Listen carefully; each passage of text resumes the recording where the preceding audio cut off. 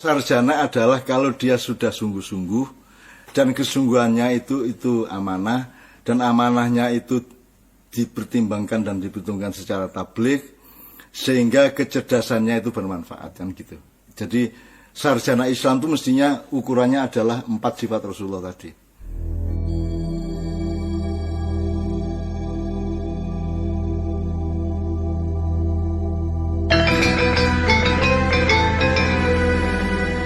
Apa dan bagaimana orang atau kita bisa sampai ke titik akhwal dzikrullah itu? Dzikrullah itu ingat Allah ya. Itu output dari kecerdasan. Sebagaimana ilmu itu outputnya ya. Makanya Islam itu adalah semesta ilmu. Tinggal kita mau menggali apa tidak, memetik apa tidak. Tapi Islam itu sendiri bukan ilmu karena dia sumbernya, dia mata airnya. Dan Islam itu sebenarnya dalam pembicaraan kita ini kita pusatkan kepada Rasulullah, kepada makhluk hidup dengan seluruh sistem kehidupan, dengan darah daging, dengan urat saraf, jiwa, perasaan, hati, kalbu, apa segala macam dalam satu kesatuan yang utuh. Yang lebih dari Al-Quran. Kalau Al-Quran kan tidak ada darah yang mengalir, nggak ada hati yang berdebar, tidak ada kaki yang tersandung, tidak ada telinga yang mendengar. Bagaimanapun Quran bukan makhluk hidup. Jadi Rasulullah adalah kelengkapan yang luar biasa dari Al-Quran. Rasulullah adalah Quran yang hidup, Quran melaku nek cara Jawa. Jadi karena kita mengacu kepada Rasulullah, kepada Nur Muhammad, kepada makhluk yang paling disayang-sayang sama Allah dan paling dilus-lus ya, diuri-uri sebagai masterpiece-nya. Maka sekarang kalau kita ditanya soal dzikrullah itu sebenarnya kan tadi saya ingatnya itu output dari kecerdasan. Kecerdasan itu bukan pengetahuan, kecerdasan itu adalah satu getaran di dalam sistem sarafmu yang membuat engkau punya output, misalnya pengetahuan, ilmu, dan sebagainya. Tapi kecerdasan itu adalah watak keempat dari Rasulullah Muhammad SAW. Jadi yang pertama kan siddiq, kedua amanah, ketiga tabligh, keempat fatonah. Nah, fatonah itu sebenarnya kan ibarat sekarang kalau kuliah itu 1 tahun itu siddiq, kuliah siddiq, 1 tahun kuliah amanah, 1 tahun kuliah tabligh, 1 tahun kuliah fatonah, maka KKN-nya adalah kecerdasan itu tadi. Kita siap dengan kecerdasan, dan Anda ingat Allah itu karena Anda punya kecerdasan untuk mengingatnya. Anda punya satu mekanisme intelektual dan rohaninya sedemikian rupa sehingga hasilnya adalah Anda ingat Allah. Bukan ingat Allah sebagai pohonnya, tapi sebagai buahnya. Nah, tetapi di dalam struktur atau urut-urutan wataknya Rasulullah, Quran hidup itu yang nomor 1 kan kesungguhan. Kalau orang sekarang kan yang dikagumikan hebat, pinter, berkuasa, kaya, dan seterusnya, itu semua tidak ada pada Rasulullah. Tidak ada, artinya sama sekali tidak diutamakan. Yang diutamakan Rasulullah adalah kesungguhan hidup. Boleh kesungguhan berpikir, boleh kesungguhan cinta, boleh kesungguhan hati, boleh kesungguhan apapun, tapi pokoknya kesungguhan. Itu namanya siddiq. Jadi sedekah itu adalah output dari kesungguhan manusia yang memahami bahwa dia membutuhkan saling memberi satu sama lain, maka disebut sedekah. Jadi menurut saya sedekah itu berasal dari satu famili siddiq tadi. Sedekah. Nah, sifat Rasulullah yang pertama kan bukan alim, bukan hebat, bukan aziz, bukan sakti, gitu, tapi siddiq, yaitu kesungguhan.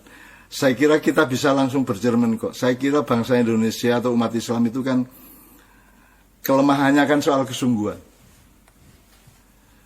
Gitu. Sholat tidak sungguh-sungguh menghayati sholatnya. Adzan tidak sungguh-sungguh kreativitas untuk mencari alunan atau lantunan atau notasi atau apa yang kira-kira bisa tabligh gitu ya. Semua serba meniru, semua serba taklid, serba muqallid, serba membebek, serba kalau dalam sastra namanya epigon atau meniru-niru 100%. Ya adzan, ya qiraah ya. Nah, jadi ternyata kalau kita mau belajar dari Rasulullah, tanda keislaman kita adalah nomor satu kalau kita sungguh-sungguh. Makan sungguh-sungguh, masak sungguh-sungguh, beristri sungguh-sungguh, berkeluarga sungguh-sungguh, melakukan apa saja sungguh-sungguh. Sungguh-sungguh itu tidak harus tegang ya. Pelawak yang sungguh-sungguh itu kan bukan berarti pelawaknya terus tidak lucu, ya toh. Bermain sepak bola yang sungguh-sungguh bukan berarti dia terus tegang, dia tidak bisa ke kiri kanan oper bola. Jadi kesungguhan tolong dipahami secara tepat. Jadi nomor satu sidik, nomor dua amanah. Amanah itu adalah aplikasi kesungguhan tadi menuju kemaslahatan. Jadi saya bisa berlatih sungguh-sungguh untuk melakukan lemparan. Misalnya saya pemanah yang canggih, atau saya melempar batu dengan tepat, atau saya melemparkan bola basket masuk ke lubangnya, atau ada 50 meter orang di sana saya pakai kerikil tepat di kepalanya. Tapi kan tidak memenuhi syarat untuk amanah. Karena amanahnya batu tidak untuk dibenturkan ke kepala. Jadi amanah itu adalah moralitas dari output kesungguh-sungguhan. Kita sungguh-sungguh belajar, sungguh-sungguh hidup, sungguh-sungguh berkeluarga, sungguh-sungguh berdagang, sungguh-sungguh apa. Tapi outputnya, orientasinya adalah kemaslahatan. Sehingga kita amanah. Kalau enggak gitu enggak amanah. Amanah itu artinya memenuhi perjodohan, memenuhi harmoni, memenuhi pernikahan, unsur-unsur dalam kehidupan. Ya kalau laki-laki kawin sama wanita. Kalau mau mendidih airnya ya pakai api kan begitu. Kalau sambal bawang ya untuk sayur untuk sayur bening misalnya gitu ya. Tidak cocok sayur bening pakai sambal terasi umpamanya. Jadi itu semua adalah perjodohan-perjodohan atau harmoni-harmoni dari yang gede sampai yang kecil-kecil seperti sayur tadi. Nah, Rasulullah adalah orang yang sangat membangun harmoni dalam hidupnya.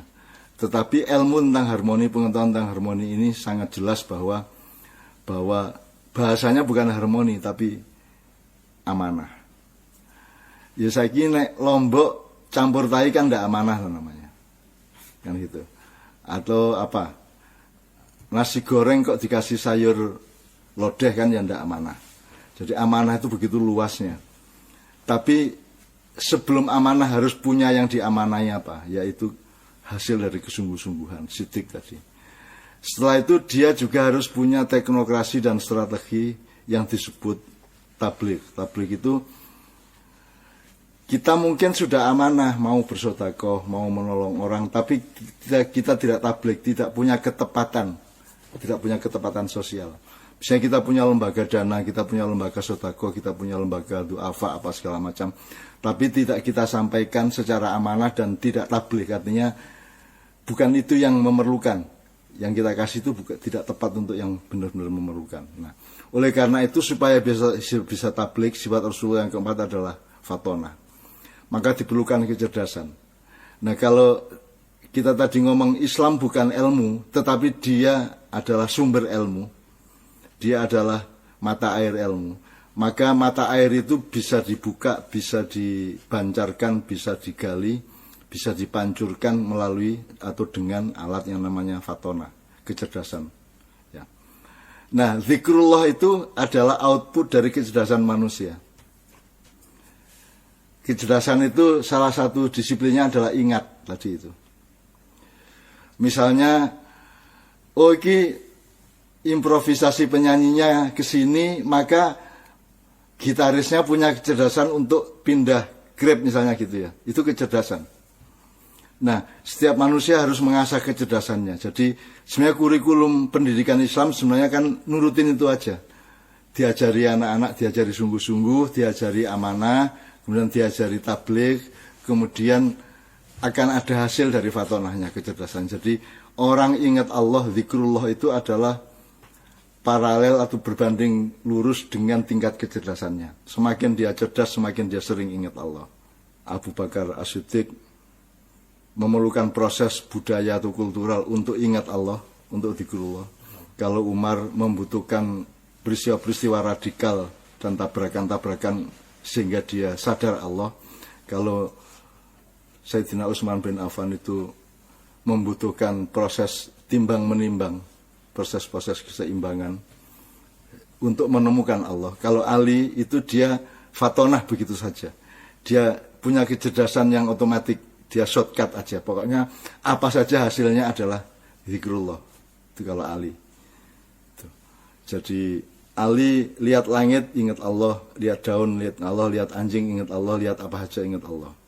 Meskipun nanti ada proporsi amanah bahwa kalau di dalam kamar mandi Anda jangan menyebut Allah misalnya, jangan ngaji dan seterusnya. Itu soal tabliknya. Tapi soal sidiknya, kesungguhan tadi kan bekal dari kecerdasannya.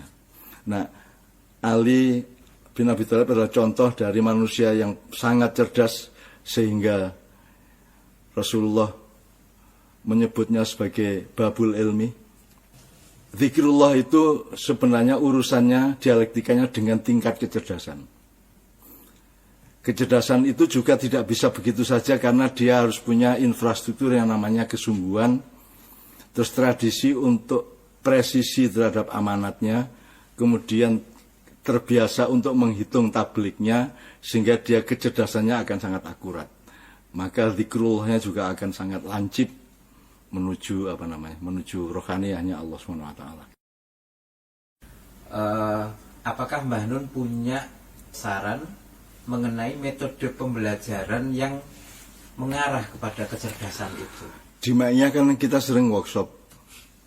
Misalnya anak 10, satu orang yang pertama memilih satu kata, kemudian yang kedua meneruskan kata itu yang terkait, sehingga dia mengasah ingatannya, dan itu urusannya adalah tingkat kecerdasannya dan kesungguhannya untuk cerdas. Jadi misalnya rokok, asbak, abu, tembakau, sawah, menteri pertanian, dilarang merokok atau apa gitu ya, 10 orang. Itu salah satu contoh kecil aja. Di Ma'iyah kan kita sering workshop seperti itu. Nah jadi sebenarnya pendidikan Islam itu seharusnya dahsyat. Seharusnya dahsyat karena dia punya ukuran sendiri. Ukurannya ya Rasulullah tadi. Ukurannya sarjana adalah kalau dia sudah sungguh-sungguh dan kesungguhannya itu amanah, dan amanahnya itu dipertimbangkan dan diperhitungkan secara tabligh sehingga kecerdasannya itu bermanfaat kan gitu. Jadi sarjana Islam itu mestinya ukurannya adalah 4 sifat Rasulullah tadi. Kenapa tidak gitu loh?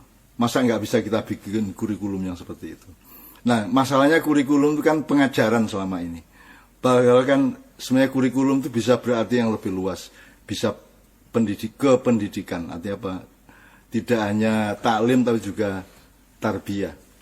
Tarbiyah atau takdib. Takdib itu memberadabkan. Atau kalau tarbiyah itu menjadikan kita terdidik terus-menerus untuk melakukan sesuatu dan untuk memutuskan sesuatu.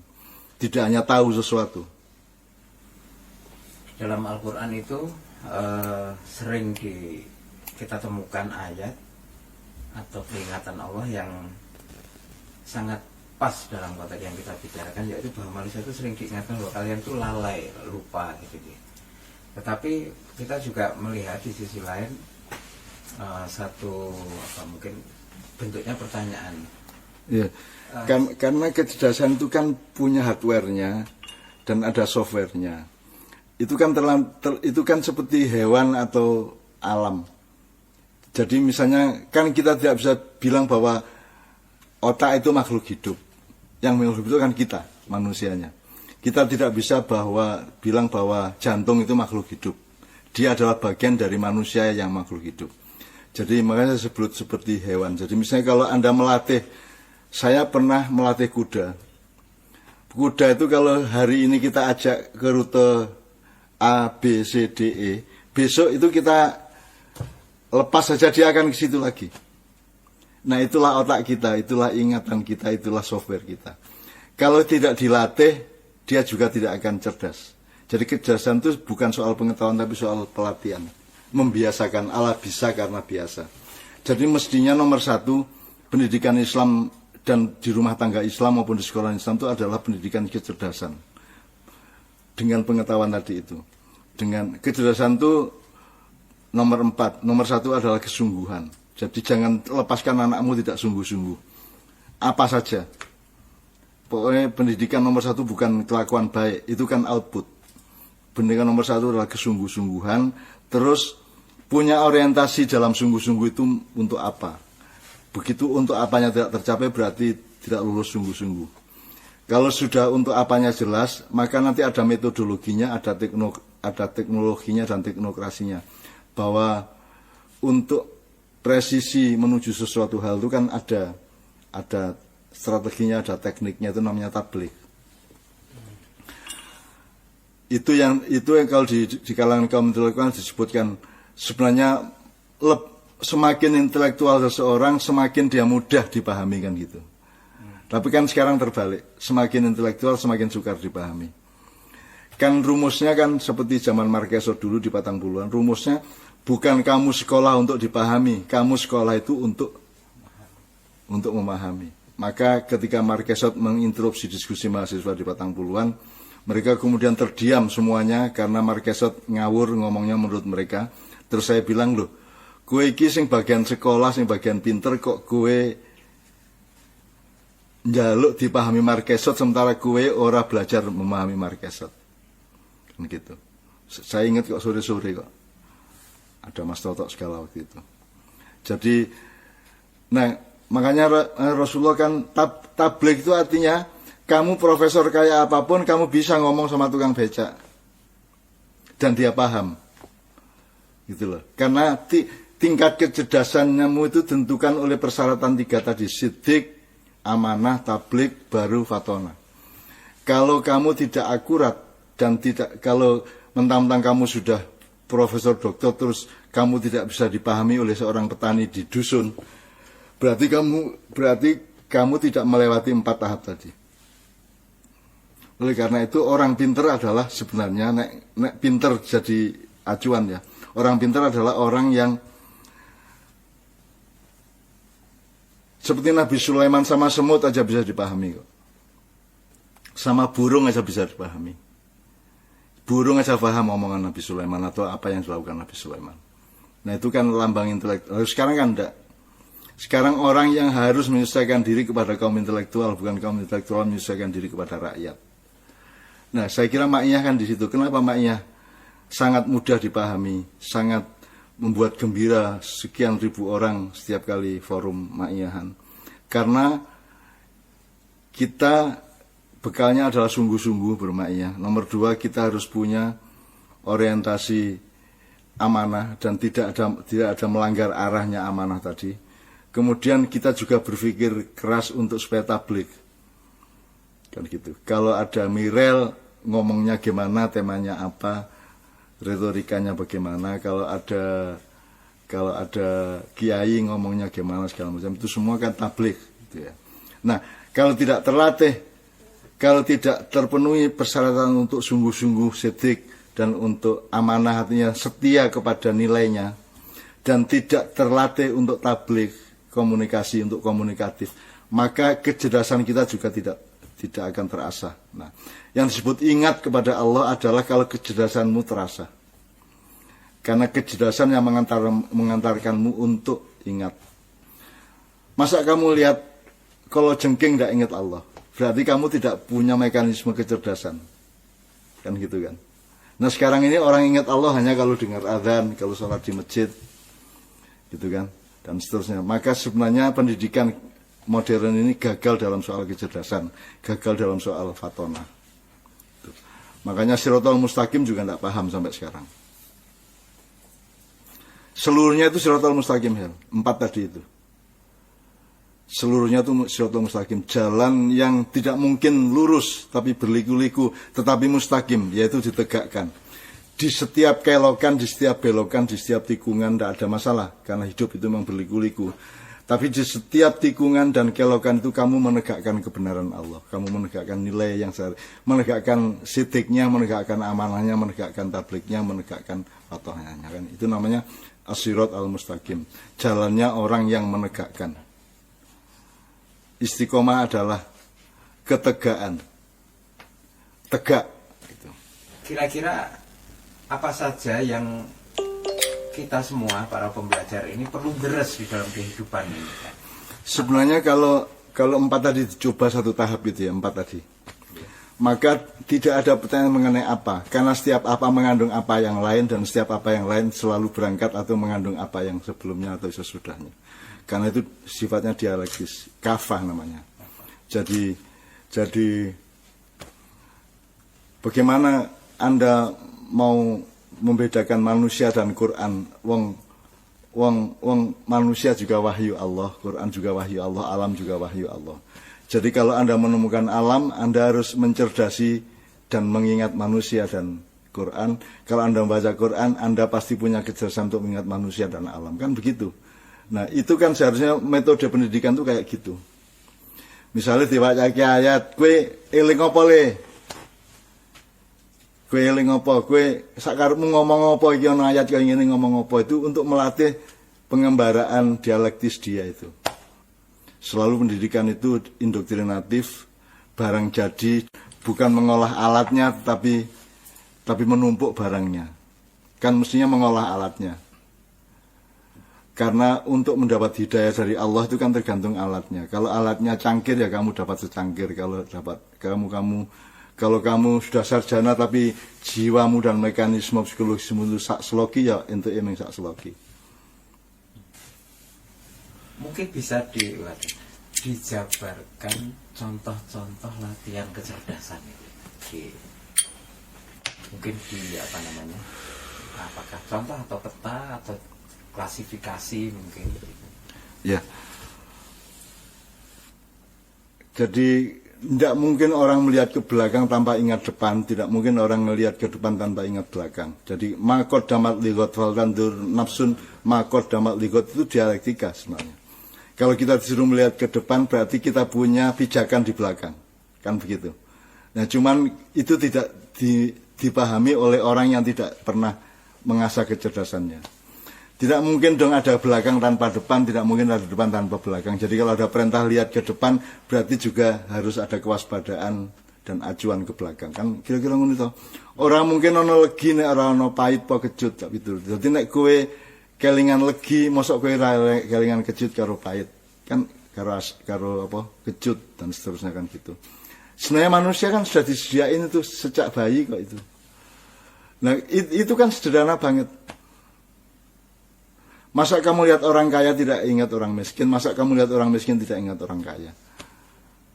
Masa kamu lihat langit tidak ingat bumi? Masa kamu lihat bumi tidak ingat langit? Dan seterusnya itu kan dialektika yang multidialektis sebenarnya.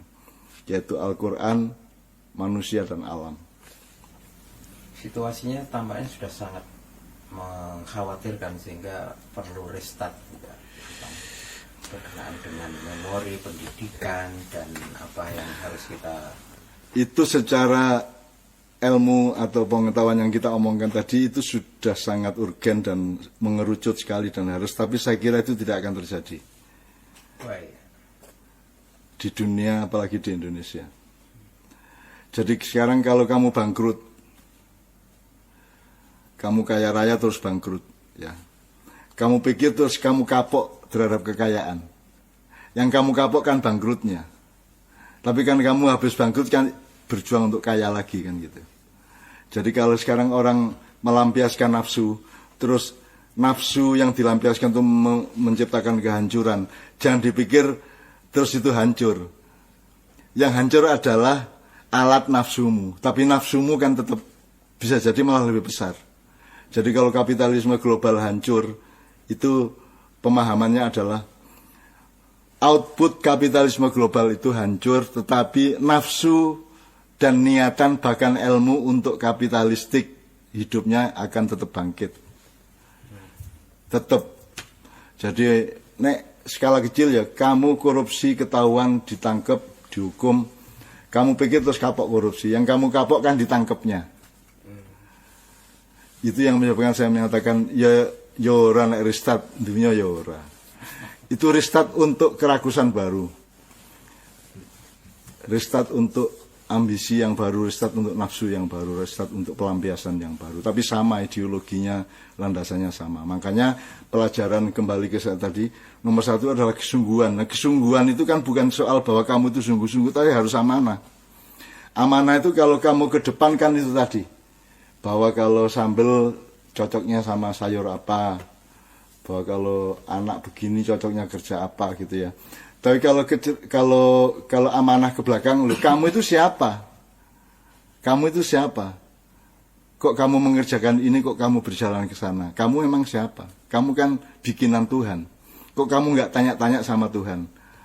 Saya ini harus ngapain, harus kemana, tujuan hidup saya apa? Kok nggak tanya sama yang bikin? Apakah ada orang modern yang tanya? Mereka kan